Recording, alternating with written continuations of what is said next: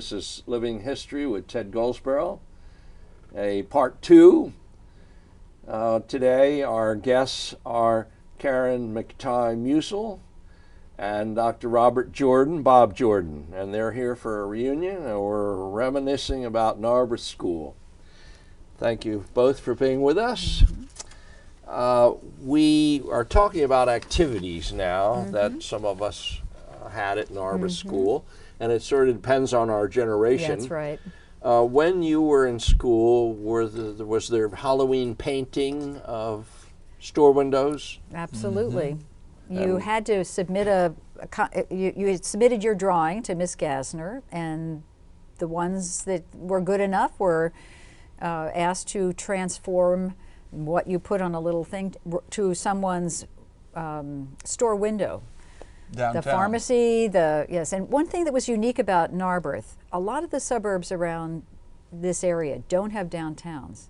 And we had a downtown. This was an insight of my sister Kathleen, which really drew us together. So we both had a place to go to school and a place to hang out together in the Narberth playground and each other's houses and backyards. And walkable. Right, and walkable and free to roam. But this was one of the, I mean, you felt just like, you know, you were asked to, you know, be an artist, to have everybody see your art at what human size. Yes, yes. And the one you have here, Ted, is a really nice one, and it was done by your sister, Peggy. Yes, my sister Peggy. And she won second place, and I think she should have won first place. Well, that's you excellent. haven't seen the first place. But there was a nice ceremony after the judging, and you were given prizes, and her prize was a lovely wooden box. I think I might have a picture of it here, I forget, of art supplies. And your brother, Jim, won, and what did he get? I can't remember what his prize was. A leather suitcase. Oh, a leather suitcase. Yeah. Okay. Yeah. But he said, unfortunately, he left it up in the attic, and it all dried out. This is interesting. Yeah, let's go back to that's, that. That's Mr. Gray's play. Yes. Yeah. Or a musical or some such. Yeah. And let's talk about Mr. Gray's musical performances. And just before we do that, I want to say Yes. something about this collection, this ensemble that we're talking about: music, going to the orchestra with groups, painting, and performing. And this is exactly what today they're cutting out of schools. So I think it is really robbing children of some of the most important part of their developmental and growth. shops. Yes, and shops. So, you know, all for these narrow sense of what schools should be teaching to the test. So I think if we could pay more attention to schools like Narberth and to the things that we felt made us grow, we might actually fix the public schools today in ways that they seem to think having one more test will do. But we'll go back. I have something to add to what you're saying. My interest in music is what I call a hook or a bridge. I ended up graduating. I was in the marching band and concert band in junior high and high school, and then majored in music my first year in college. And that, I didn't think I had any academic talent. I guess I must. I ended up getting a Ph.D. But that was my bridge. The music was my bridge to a career in academics. Right. And you've kept up that lifelong interest in music.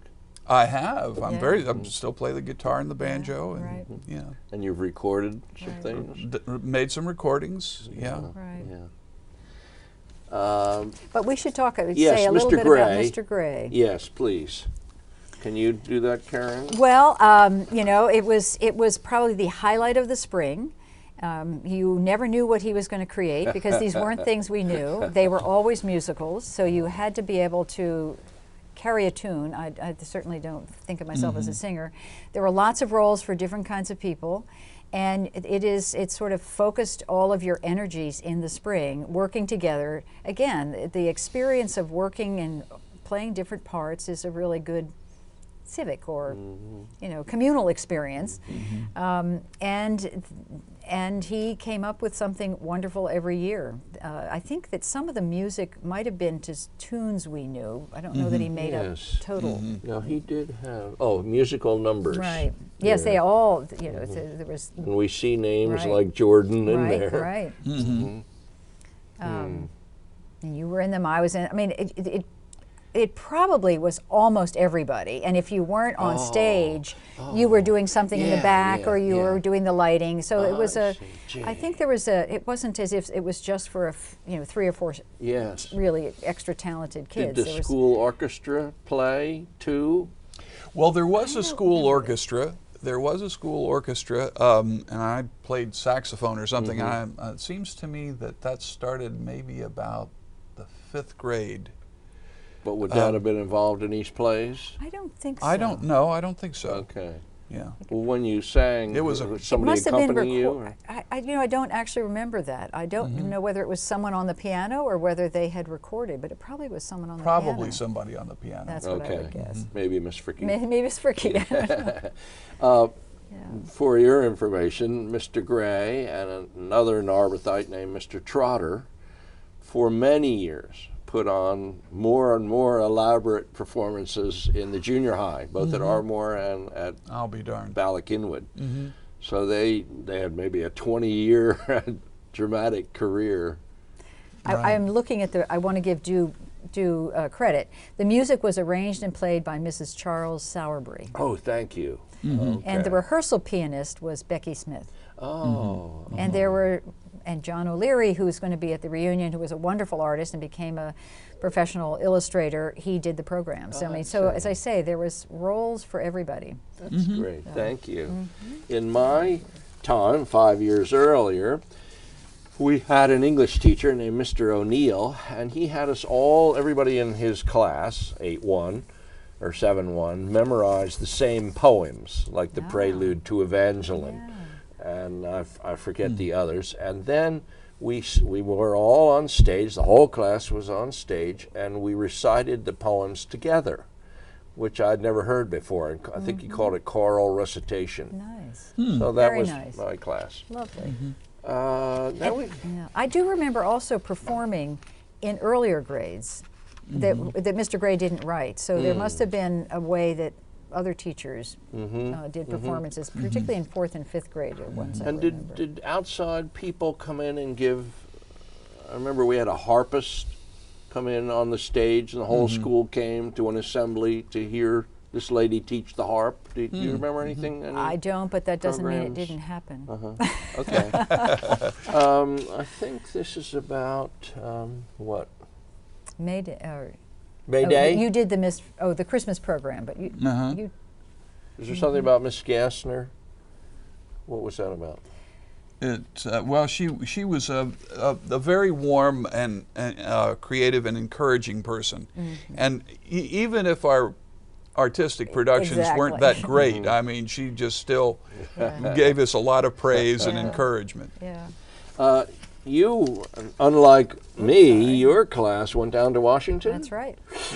Wow. Did you take the train down or bus? Or? We took a bus, but the class before us, 1957, because I have the 2 yearbooks, and the story that they tell about their Washington trip was catching the train, but we were definitely on a bus. Okay. And this is an interesting picture.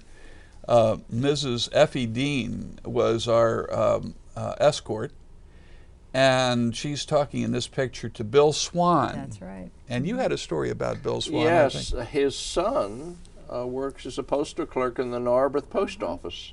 Yeah, that is so cool. And my story about Washington, I ended up teaching at LaSalle University, and I realized that by the time I was talking to kids in college, they had never been to Washington. And so it was, again, one of those other ways in which Narberth was just focused on enriching and the children's lives with as much as they could, and it was a great privilege and one every child actually should have. Now, in addition to our plays, we also had sports.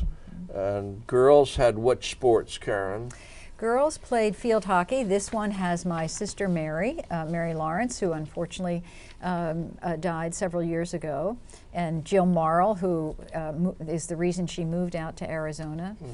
But they played field hockey, and they played against other schools, and we at Narberth, probably most of our play was intramural between the red and the gray, which of course were our colors, and that's where I think it really encouraged, you know, the physicality and running and playing and doing things. And when I went I went to Duke as an undergraduate, and many of the very talented athletes didn't play sports at all. They didn't. The girls just didn't. It was not a Southern thing for public schools in the way it was for us. Well, there was a federal law, wasn't there, passed that Title IX that gave women an equal. We played basketball too, but the girls' basketball, then you couldn't cross the middle line. You could only bounce 3 times, and your feet couldn't leave the floor. So it's wonderful to watch. What about those costumes, those gym? Oh, the bloomers. I'd forgotten the bloomers. Yes, charming. So girls had special clothing that they wore. Girls had special clothing. Okay. And we played softball as well. We probably wore the same uniform for anything we have to watch our time. Yes, we have about 2 minutes left here. We have all these pictures to get through. Well. Today, in girls' middle school, I was surprised. Can you just read off how many sports there are?